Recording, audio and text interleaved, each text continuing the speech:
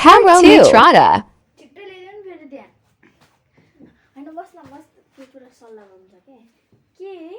कति साह्रो प्रक्रिया त्यही लुगाको बारेमा के हो भन त ड्रेस चाहिएको होइन लुगा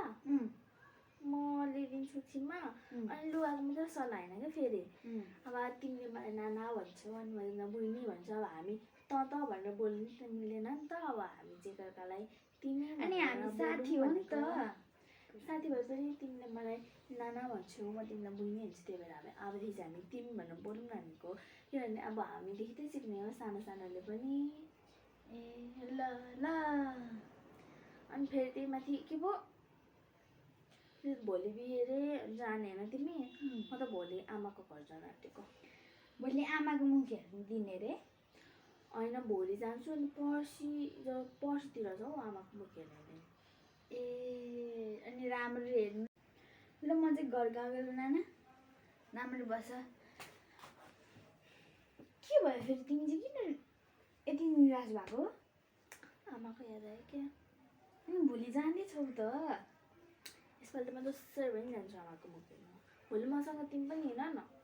मेरो घरमा नि काम छ त्यही भएर आमा पनि आमा म भोलि दादाको बिहेमा जानुपर्ने अनि आमालाई सहर के पो हाम्रो धान काट्ने बेला भयो कि अनि त्यही भएर आमालाई सघाउनुपर्छ आमा घरमा एक्लै हुनुहुन्छ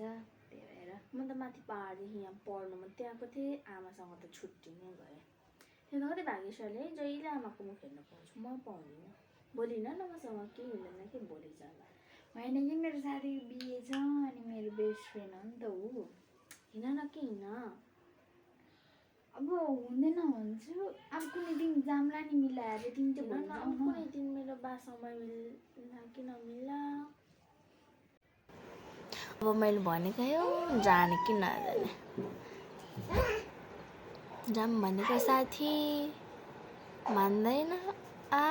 अब उसकै मर्जी होस् अब जेसुकै होस् सँगै साथी जानु पर्यो धेरै सोचेर पनि हुँदैन उसलाई पनि कस्तो लाग्यो होला अस्तिको उसको लिम्बू ड्रेस पनि फर्काइदिएको छुइनँ त्यही गर्नु